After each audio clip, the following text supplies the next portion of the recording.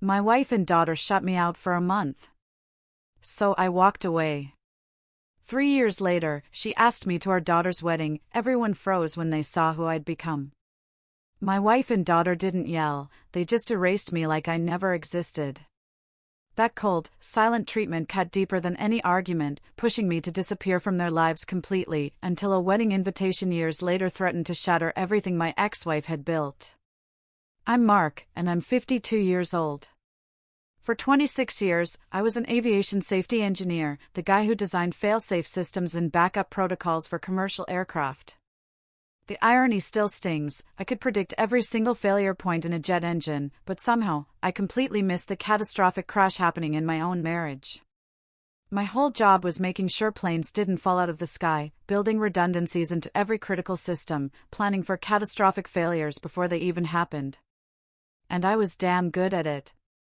The money proved it. My last contract, right before everything went to hell, was a 6-figure deal, taking me to Japan for 3 weeks of intensive consultation with Aerodyne on their new safety protocols. I truly believed I was providing, securing our future. I thought that was what truly mattered. Brenda, my wife, had started pulling away about 2 years before the silence truly settled in, little things I stupidly dismissed as just normal marriage stuff after 23 years together. She stopped asking about my day, stopped laughing at my jokes, stopped reaching for my hand when we watched TV. Our daughter, Chloe, was 24 and had just gotten engaged. I figured Brenda was just stressed about wedding planning, work, everything. I told myself it would pass.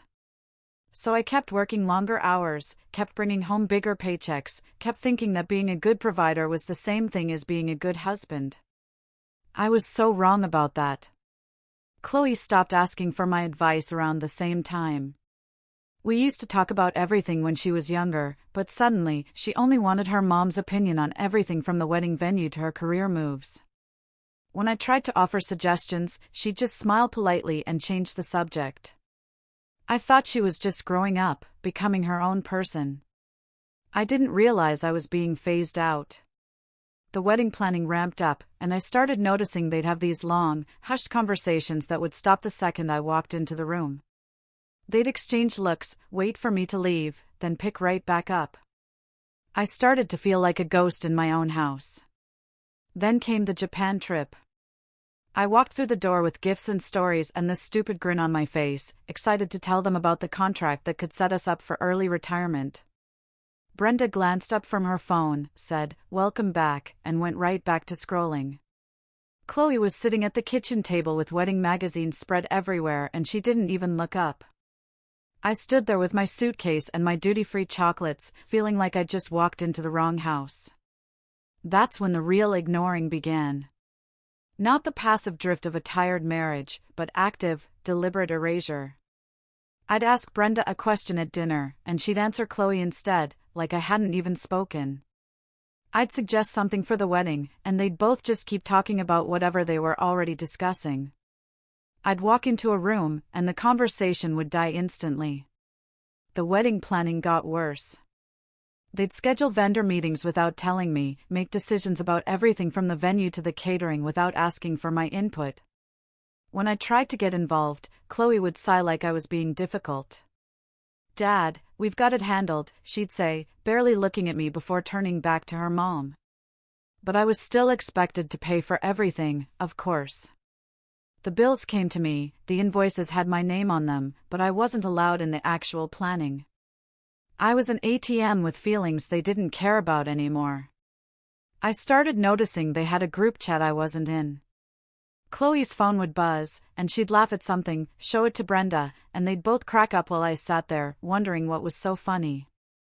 I asked once what they were laughing about, and Chloe just said it was wedding stuff. But her eyes told me the joke was actually about me. I'm not paranoid. I'm an engineer. I notice patterns. And this pattern was screaming that I'd become the problem they were trying to solve by pretending I didn't exist.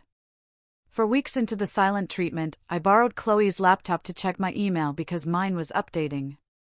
She'd left Facebook open, and there it was, a group chat called Wedding Planning Central with Brenda, Chloe, Brenda's mom, Chloe's bridesmaids, and about 6 other people.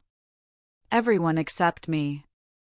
I scrolled back through weeks of messages, and my stomach dropped. They weren't just planning a wedding. They were making jokes about me, about how I was always trying to insert myself into conversations, about how I was too sensitive, about how I probably wouldn't even notice if they stopped talking to me completely. Then I saw Brenda's message that changed everything. Give him another week and he'll crack. He won't last a month. Then we can deal with it however we want. They weren't ignoring me randomly. They were running an experiment to see how long I'd take it before I broke down and gave them a reason to make me the villain. They were waiting for me to explode so they could tell everyone I was unstable. I closed the laptop and sat there in the dark, realizing my wife and daughter weren't just distant. They were actively rooting for my destruction. Something inside me went completely cold and quiet. The old me, the one who kept trying to fix things and win back their love, died right there in that chair. What replaced him was someone new. Someone who understood that you don't beg people to see your value when they've already decided you have none. I had 9 days left until their predicted timeline. I wasn't going to give them the satisfaction of being right. I was going to disappear on my own terms, in my own way, and I was going to do it so completely they'd never see it coming. I didn't leave impulsively, and I didn't leave angry. I left like an engineer, designing a system that couldn't fail. I had 9 days before their predicted breakdown, and I used every single one to build my exit strategy so perfectly they wouldn't know what hit them until I was already gone. First thing I did was secure the money. I called my lawyer, Robert, on day 2 and explained the situation without emotion, just facts and timelines. We set up a trust that was completely legal and completely untouchable, moved 70% of our liquid assets into protected accounts, and locked down my pension and retirement funds. The wedding fund stayed exactly where it was, because Chloe was still my daughter, even if she'd forgotten that. I left enough in the joint account to cover 3 months of bills. I wasn't trying to destroy them financially, I was just making sure they couldn't destroy me. Then came the part that would have broken the old me. I had a son from my first marriage, a relationship that ended badly when I was 26. His name is Ethan, and he's 30 now, living in Denver, working in tech. Brenda knew I'd been married before, but I never told her about Ethan because by the time we got serious, he was already 18 and living his own life, and it just never came up. That omission was about to become my greatest asset. I called Ethan on day 8 and told him everything. He listened without interrupting, and when I finished, he was quiet for a long moment. "Dad, what do you need from me?" he asked. And I almost cried right there, because someone was finally asking what I needed instead of just taking. I explained the trust structure, explained that I was naming him as secondary beneficiary on everything. He agreed immediately. Brenda and Chloe had no idea he existed, and that meant they had no idea where my assets were really going. Day 9 came, and I was ready. I'd packed a single bag, transferred what I needed to a new bank account they didn't know about, and arranged a storage unit for the few things that mattered. Photos of Chloe when she was little, my father's watch, some books. Everything else could stay. I set my alarm for 4:30 in the morning, the time when the house would be quietest and my exit would be cleanest. I didn't sleep that night. I lay there next to Brenda, listening to her breathe, and feeling absolutely nothing. No love, no hate, no regret, just cold calculation about timing and logistics. At 4:30, I got up quietly, got dressed, and did one final walkthrough of the house. I left my keys on the kitchen counter, cut up my credit card, and left the pieces next to them. I poured myself a glass of wine and left it half full on the table. Little symbolic gestures that would tell them I'd made a choice, not had a breakdown. At exactly 4:47 in the morning, I walked out the front door and closed it silently behind me. I didn't leave a note, because what was there to say? I drove to a hotel near the airport, checked in under my own name because I wasn't hiding, and waited to see how long it would take them to notice I was gone. The answer was 18 hours. Brenda called once, left no voicemail. Chloe sent a text asking where I was. I didn't respond to either. I wanted them to sit with the silence the same way they'd forced me to sit with it for 31 days. Brenda tried to spin it like I'd had some kind of mental breakdown. Posted cryptic things on social media about supporting each other through difficult times. Chloe kept planning the wedding like nothing had happened, posting pictures of dress shopping and cake tasting without a single mention of me. They erased me from the narrative completely, which was exactly what I expected. What they didn't expect was that I protected myself so thoroughly they couldn't touch anything that mattered. 2 months after I left, Brenda's lawyer contacted Robert, demanding access to the pension and retirement accounts. Robert shut that down in about 15 minutes with documentation showing everything was in a legal trust. 3 months later, they tried to get me declared legally dead so Chloe could access my life insurance. That failed even faster because I was very much alive and making sure people knew it. 6 months in, Brenda tried a different approach. She called from Chloe's phone, thinking I might answer for my daughter. I did answer, because Chloe was still technically my kid. Brenda got on the line immediately. "We need to talk about your responsibilities," she said, like I was some teenager who'd skipped curfew. I told her all my responsibilities had been met. The wedding fund was full. The bills were paid through the separation date, and anything else wasn't my problem anymore. She started to argue, and I just hung up. The power in that moment was incredible. Meanwhile, I'd started consulting independently and was making more money than I ever had working full-time. I was living in a downtown apartment that felt more like home than that house ever did. The wedding planning continued without me, and I watched from a distance through mutual friends who couldn't believe what was happening. They took my name off the wedding website, changed the program to say Chloe was being given away by her mother, acted like I'd never existed at all. Brenda sold the story that I'd abandoned them, that I'd chosen work over family, that I was selfish and cold.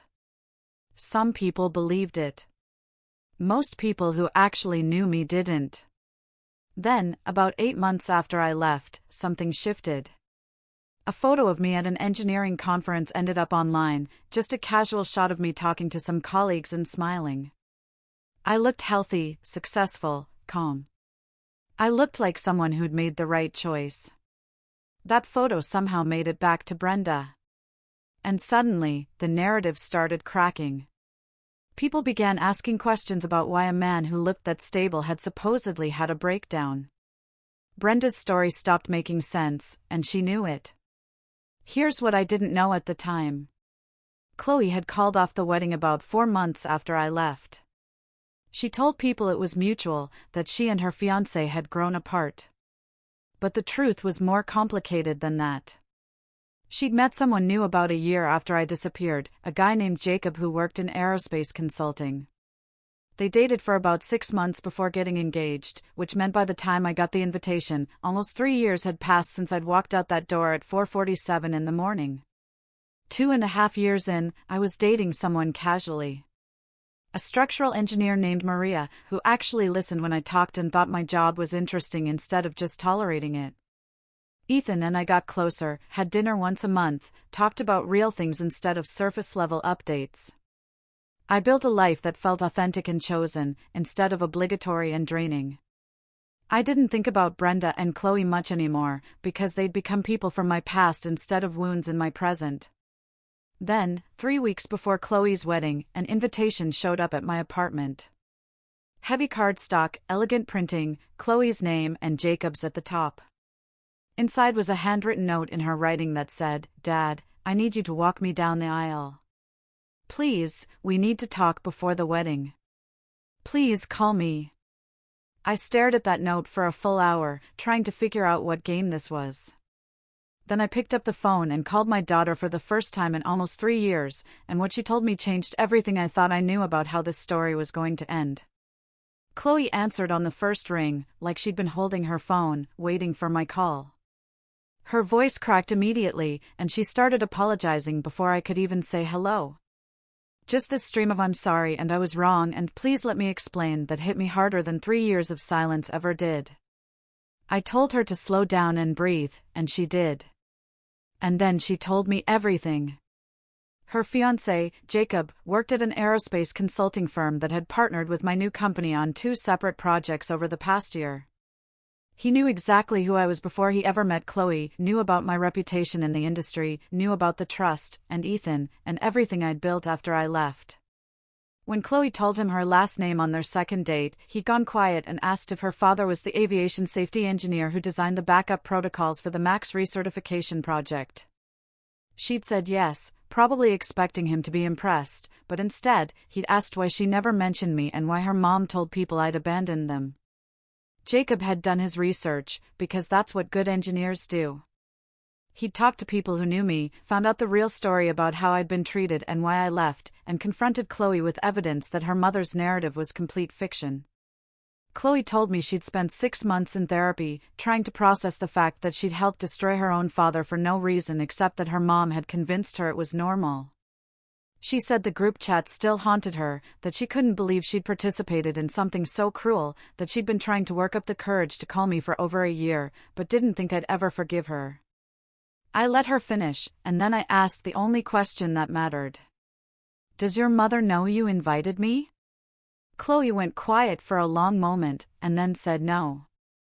That Brenda thought Chloe was walking down the aisle alone, that this was going to be a complete surprise. I smiled for the first time during that conversation and told Chloe I'd be there. The wedding was at a hotel in the city, one of those elegant old buildings with marble floors and crystal chandeliers.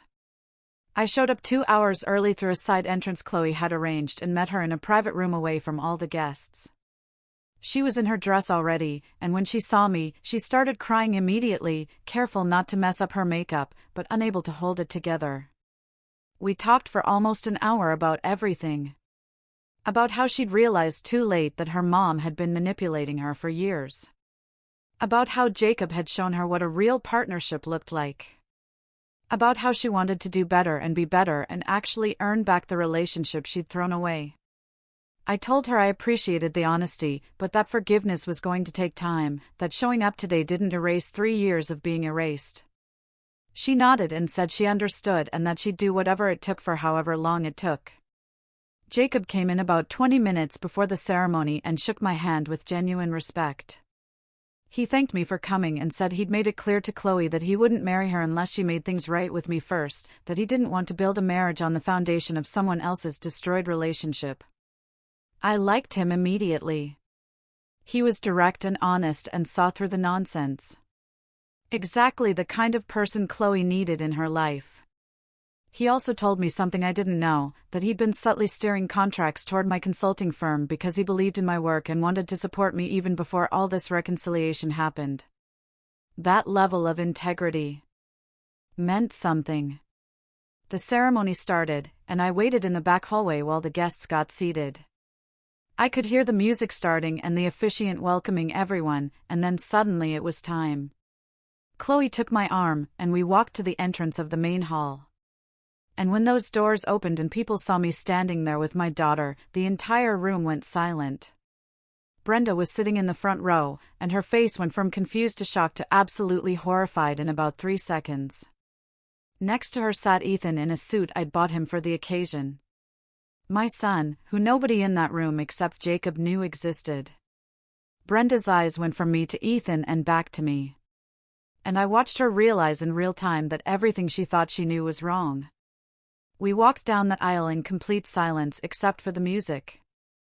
Every step felt like vindication, like proof that you can't erase someone who refuses to be erased.